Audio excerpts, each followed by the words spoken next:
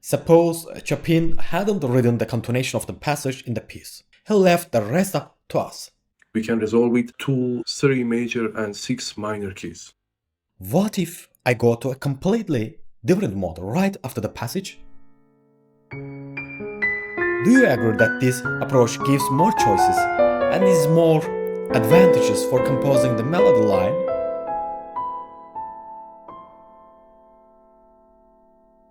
Hi Roshan, Hi Rozbe, nice to see you. have a nice day. The purpose of today's broadcast is to answer some of the questions asked by the students. I'd like us to clarify those points that remain unclear. Of course, let's try to explain it in the simplest way possible. One of the questions is, I've written a melody, but I don't know how to continue it. Should I rely on functional harmony for this or on modes? I see, and if you remember back in our student years, we were looking for the answer to this same question ourselves. Maybe explaining it with an example would be more effective. So let's do it like this. You will analyze it from the perspective of functional harmony, and I will explain it from the model. Okay, I'm ready. Okay.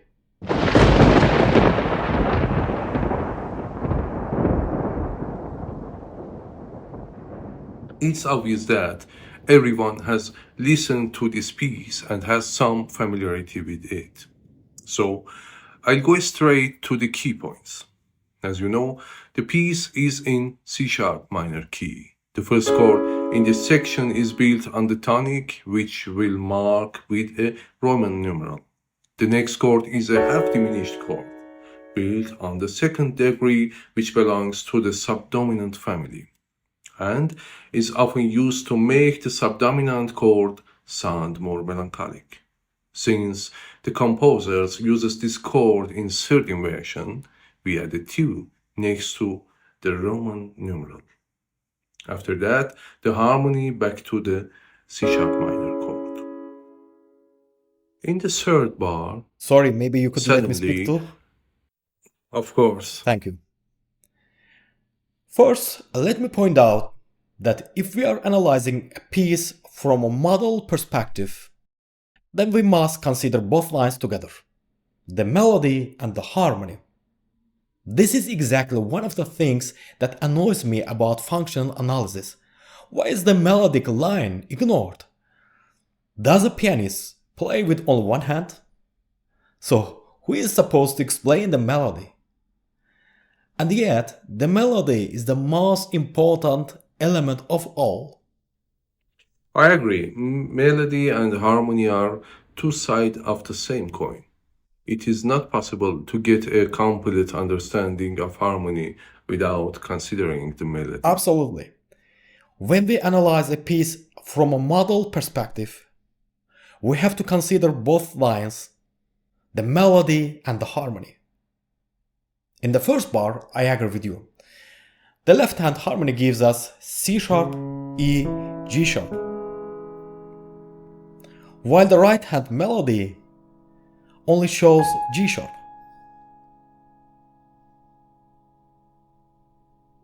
So we are working with just 3 notes, which is not enough to pinpoint the exact mode. But since this is the main mode of the piece, we can say there are 2 possibilities. Either C# natural minor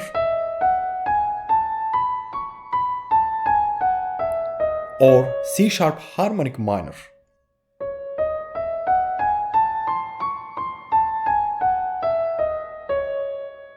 Both work because the 7th degree of the scale hasn't been revealed yet.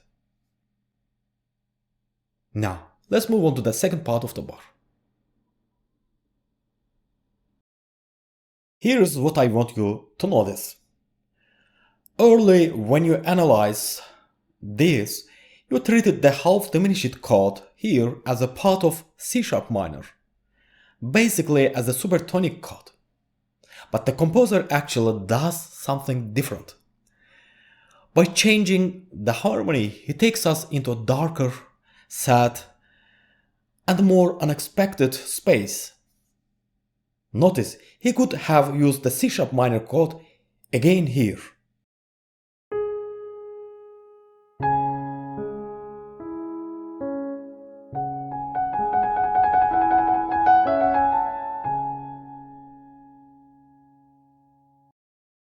But he doesn't.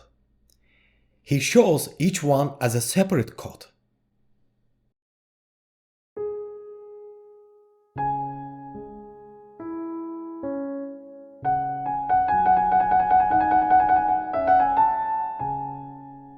Don't you think the ambience of the melody has changed?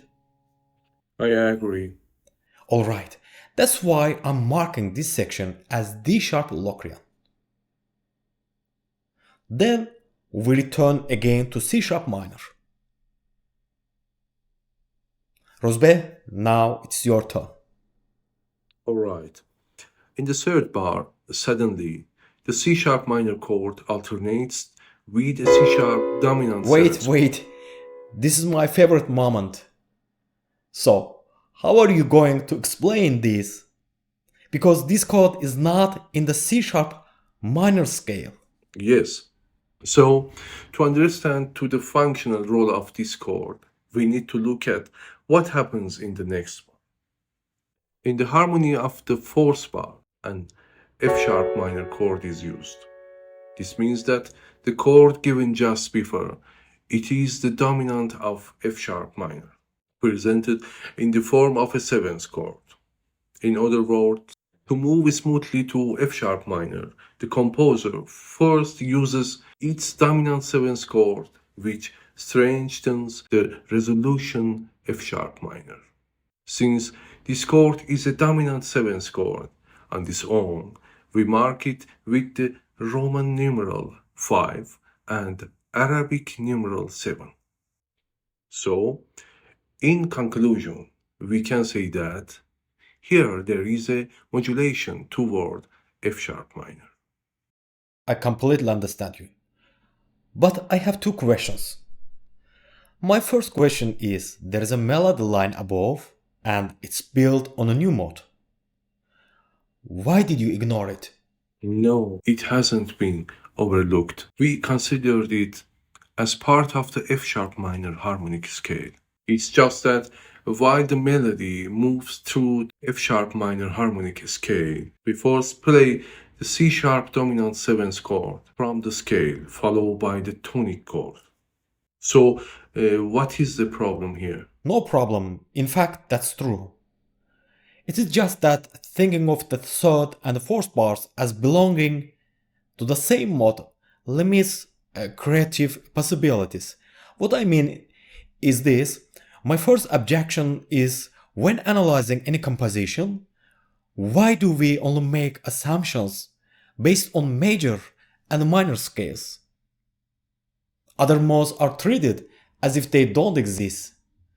Why is F-sharp harmonic minor considered a separate mode, but the previous chord and its corresponding mode are not? Doesn't the C-sharp E G-sharp B chord together with the melody line above create a completely different emotion?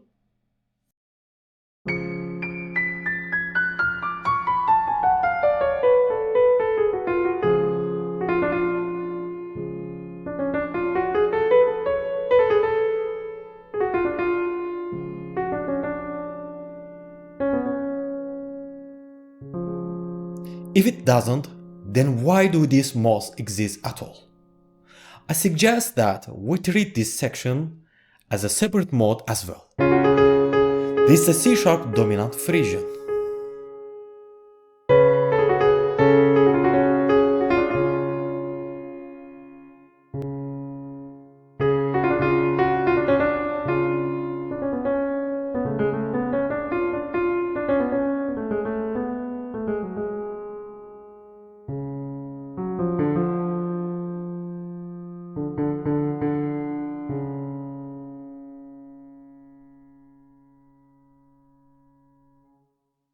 Alright, what's the advantage of marking each section this way as a separate mode? That's a good question. Let's put it this way. Suppose Chopin hadn't written the continuation of the passage in the piece. That is, the fourth bar hadn't modulated to F-sharp harmonic minor. He left the rest up to us. In that case, using the method shown by functional harmony, how many modes could we modulate to? So, when we evaluate this dominant seventh chord from the perspective of functional harmony, we can resolve it to 3 major and 6 minor keys. For example, F sharp major, F sharp minor, B major,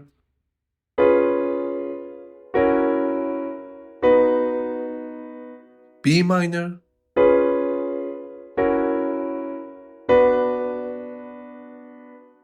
A flat major,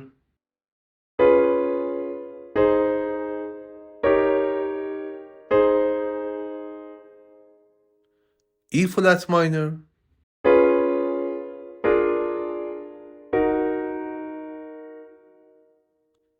C minor,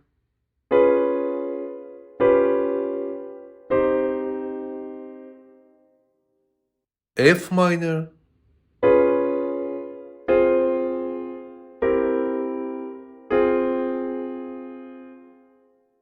A minor.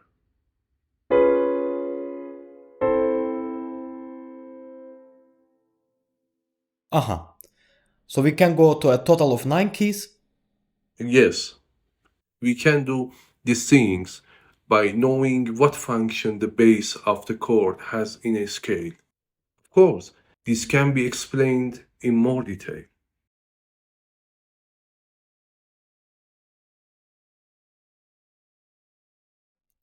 Alright. What if I go to a completely different mode right after the passage?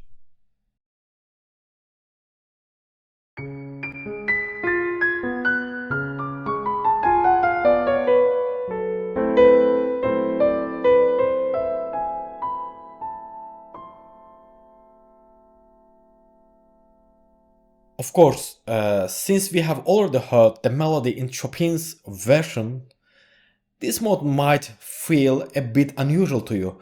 That's because this mode pulls the melody into a more melancholic, emotional atmosphere. If you enjoyed this video, drop a comment and tell me what you think. If you have any question, I'm always here to help. And make sure to visit the website and hit the subscribe button for more videos.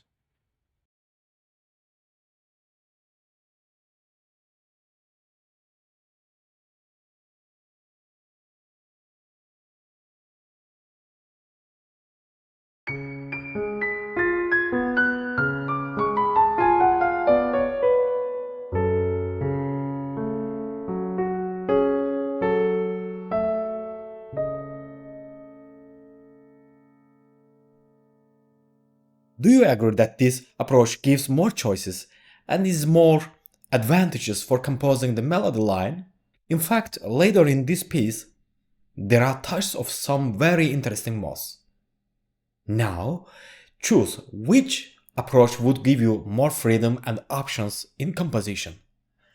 Analyzing with Roman numerals or looking at it modally. Personally, I can say that analyzing in terms of functional harmony has never really helped my compositional progress. On the contrary, it may even complicate a piece that was originally written with simpler thinking. What do you think? Yes, I agree with you. For many centuries, single-line melodies were created by moving through different modes or by shifting from one mode to another. In both Indian ragas and the modal traditions of Eastern music, the main idea is the use of modes. Yes. In fact, perhaps the functional explanation method has made things more complicated rather than clarifying them. Okay, Roshan, now the questions. We know the rules of the functional harmony and they follow clear patterns. But what about here? By what method did you move to that different mode? What should we pay attention to in this case? The main principle here is to treat the chords we previously marked with Roman numerals as separate modes. To put it more simply, if we can look at the C sharp, E sharp, G sharp, B chord in the left hand and the pitch sequence in the right hand as a separate mode, why shouldn't we treat the other chords in the piece the same way? For example, we can call the D sharp, F sharp, A, C sharp chord D sharp Locrian and the G sharp, B sharp, D sharp, F sharp chord G sharp dominant Phrygian, and so on. Could you maybe show what you said on modes with fewer accidentals? Because in harmonic names like C sharp or E sharp can make it harder to understand the topic. Of course, I can show it in G minor.